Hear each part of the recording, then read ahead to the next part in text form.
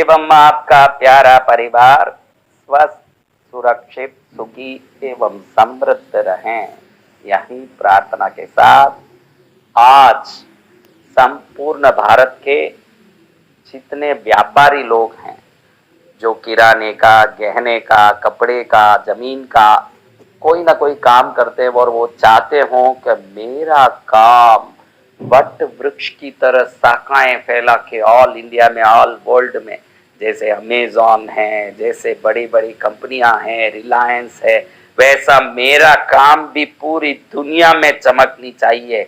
उन लोगों के लिए एक सुंदर, सरल, श्रेष्ठ, क्योंकि व्यापार करने वाले व्यापारियों से ही ये भारत बहुत प्रकार से लाभ पाता है। अगर वो कोई चीज प्रदान नहीं करेंगे, उनके लिए वो नफे का वस्तु है, लेकिन व्यक्ति के लिए उससे जीवन की आपूर्ति है। हम कपड़े हो के, गहने हो के, दान हो के, कोई भी प्रकार की वस्तु हो, दुकानों में जाके खरीदते तब हमारी आवश्यकताएं पूरी होती है। किसान लोग इस देश की रीढ़ की हड्डी हैं, तो ये व्यापारी लोग इस देश के मस्तक की बुद्धि हैं। तो ये मस्तक की बुद्धि मजबूत हो जाए तो रीढ़ की हड्डी भी बलवान हो जाए। ऐसे व्यापारी कई मेरे पास आके कहते हैं, महाराज नोटबंदी हो गई, तब से मार्केट बहुत ठंडा है, महाराज कोरोना आ गया, हमारा तो हालत खराब हो गया। अब व्यापारी लोग बेचारे धीरे धीरे कोई ना कोई एक चपेट में आ जाते हैं और अपने व्यापार की जो मार से इतने दुखी हैं।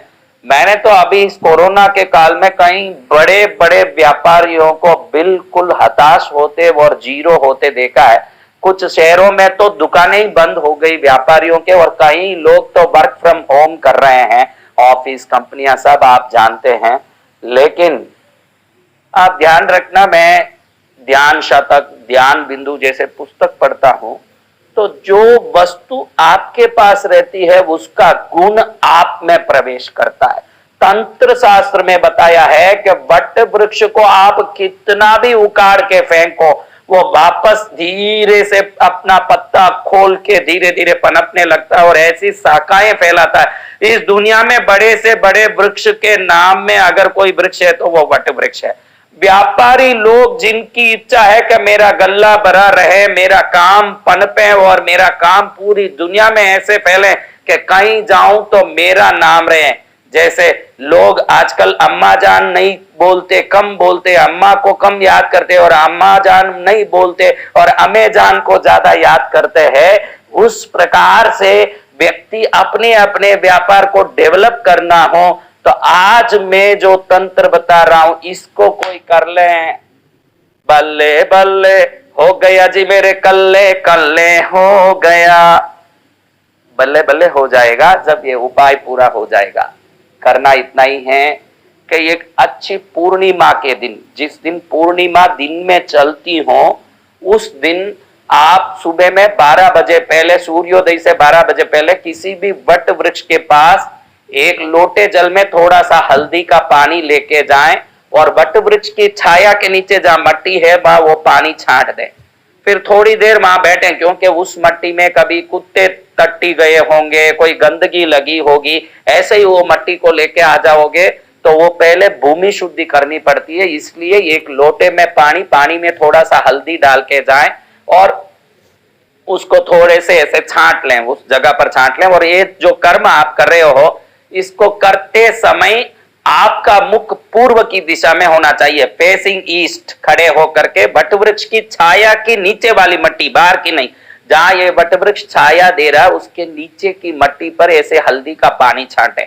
और छांटने के बाद थोड़ी देर वहीं रहें और जो वहां शाखाएं लटक रही है उसमें से खाली इतना सा एक टुकड़ा, एक उस शाखा का, जो शाखाएं लटकती रही है, बहुत सारी लटकती है वट वृक्ष में, उसमें से इतना सा एक टुकड़ा वंदन करके, अनुमति लेके, प्रार्थना करके, वृक्षराज मैं अपने कल्याण के लिए आपका ये छोटा सा भाग ले रहा हूं, मुझे क्षमा करें, मुझे आशीर्वाद दें कि आपके ही तरह मेरा दुकान, मेरा काम, मेरी व्यवस्था, मेरा व्यापार पनपता जाए, इसलिए ये शाखा ले जा रहा हूं, मेरे भी अनेकों शाखाएं बन जाएं इसलिए ये ले जा रहा हूं। ऐसे प्रार्थना करके आप छोटा सा, एक 3 इंच जितना छोटा सा शाखा तोड़े, नीचे से एकदम एड्ज से, जहां से लटक रहा है एड्ज से छोटा सा शाखा तोड़ें।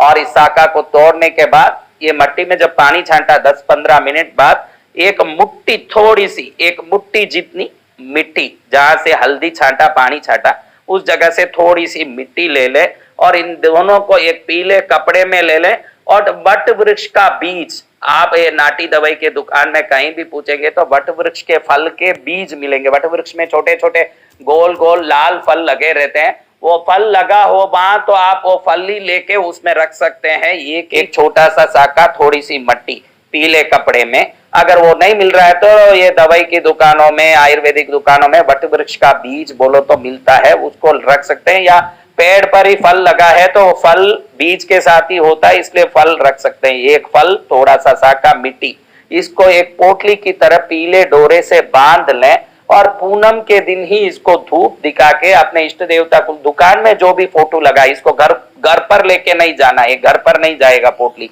इसको दुकान ले जाएंगे। दुकान पे जो रोज धूप दीप करते हो, कोई फोटो रखे हो तो उसके पास रख के पहले धूप दीप कर लें, प्रार्थना कर लें और दोपहर में 12 बजे पहले बराबर मध्याह्न की वेला में इस पोटले को अपने गले में रखते समय प्रार्थना करें कि मेरा गला वट वृक्ष की तरह सदा हरा भरा हो, जितना वट वृक्ष फैला है इतना मेरा काम फैले, इस प्रकार से शाखाएं फैले कि दुनिया की हर जगह मेरा काम हो। तो तंत्र शास्त्र में बताया है कि वट का बीज, वट की शाखा, वट की छाया की मट्टी जहां रहती है वहां विजय ही विजय होता है, वृद्धि ही वृद्धि होती है, धन ही धन होता है।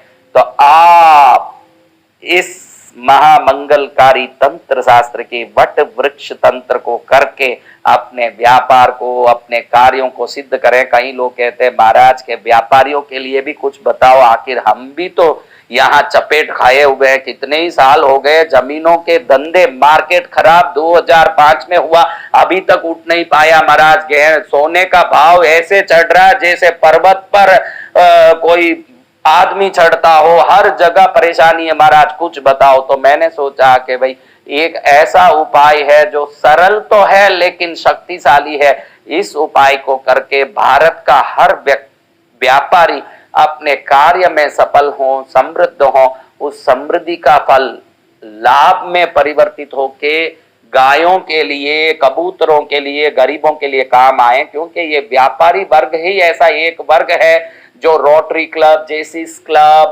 कितने लायंस क्लब में मेंबर बनता है और बड़े बड़े पिंजरा पोल, कबूतर खाना, गौशाला चलाता है। हर जगह डोनेशन, कंट्रीब्यूशन का अगर बात आती है तो उसमें सबसे आगे व्यापारी लोग होते हैं। इसलिए व्यापारियों के पास पैसा रहेगा तो भारत में कई अच्छे काम होंगे। ये सोच के इस उपाय को मैं आप लोगों को अर्पित करने में बहुत प्रसन्न हो रहा हूं। आप एवं आपका प्यारा परिवार स्वस्थ, सुरक्षित, सुखी एवं समृद्ध रहें, यही प्रार्थना।